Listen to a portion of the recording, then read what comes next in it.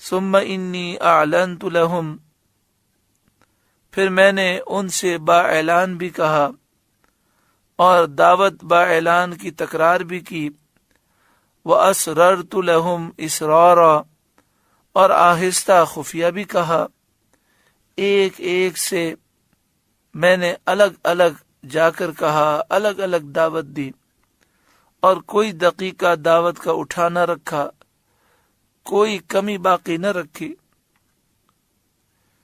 950 برس حضرت نوح علیہ السلام تبلیغ فرماتے رہے، قوم زمانے دراز تک حضرت نوح علیہ السلام کی تکذیب ہی کرتی رہی، تو اللہ تعالیٰ نے ان سے بارش روک دی اور ان کی عورتوں کو بانجھ کر دیا۔ 40 سال تک ان کے مال ہلاک ہو گئے، جانور مر گئے۔ جب یہ حال ہوا تو حضرت نوح علیہ السلام نے انہیں استغفار کا حکم دیا، فَقُلْتُ اسْتَغْفِرُوا رَبَّكُمْ، تو میں نے کہا اپنے رب سے معافی مانگو، کفر سے معافی مانگو، شرک سے معافی مانگو، توبہ کرو کفر سے، شرک سے، اور ایمان لا کر مغفرت طلب کرو، تاکہ اللہ تعالیٰ تم پر اپنی رحمتوں کے دروازے کھولے، کیونکہ عبادتوں میں مشغول ہونا خیر و برکت کا سبب ہے اور روزی کے وسیع ہونے کا سبب ہے۔ انہ کان غفارا، بے شک وہ بڑا معاف فرمانے والا ہے۔ جو توبہ کرتا ہے، توبہ کرنے والوں کو رب بہت معاف کرنے والا ہے۔ اگر تم ایمان لائے اور تم نے توبہ کی تو اللہ تمہاری ہر مشکل کو آسان کر دے گا۔ یرسل السماء علیکم مدرارا، تم پر شراٹے کا میہ بھیجے گا، موسلا دار تیز تمہیں بارش عطا فرمائے گا۔ وَيُمْدِدْكُمْ بِأَمْوَالٍ وَبَنِينَ، اور مال اور بیٹوں سے تمہاری مدد کرے گا، مال اور اولاد بکثرت تمہیں عطا فرمائے گا۔ وَيَجْعَلْ لَكُمْ جَنَّاتٍ وَيَجْعَلْ لَكُمْ أَنْهَارًا، اور تمہارے لیے باغ بنا دے گا اور تمہارے لیے نہریں بنائے گا۔ حضرت حسن رضی اللہ تعالی عنہ سے مروی ہے، ایک شخص آپ کے پاس آیا اور اس نے بارش کی کمی کی فریاد کی، شکایت کی۔ آپ نے استغفار کا حکم دیا کہ کثرت سے اللہ کی بارگاہ میں توبہ کرو۔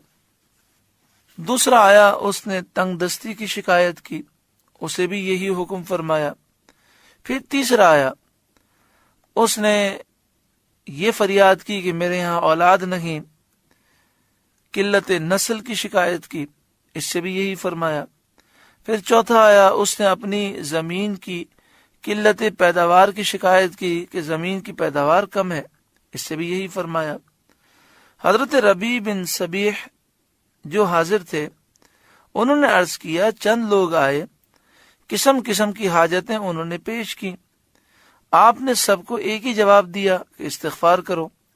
تو آپ نے یہ آیت پڑھی اور ان تمام حاجتوں کے لیے آپ نے یہ بتایا کہ تمام حاجتوں کے لیے یہ قرآنی عمل ہے، قرآنی وظیفہ ہے۔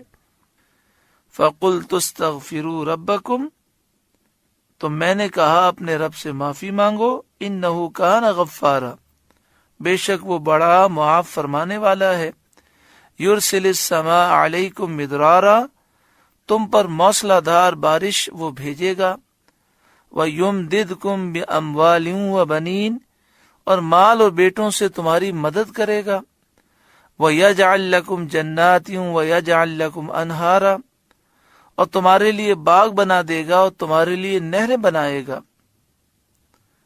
استغفار کرنے کا طریقہ یہ ہے کہ اگر کافر استغفار کرنا چاہتا ہے تو کفر سے توبہ کرے، ایمان لائے، اور پھر اللہ تعالیٰ سے معافی مانگے اور کثرت سے استغفار کرے۔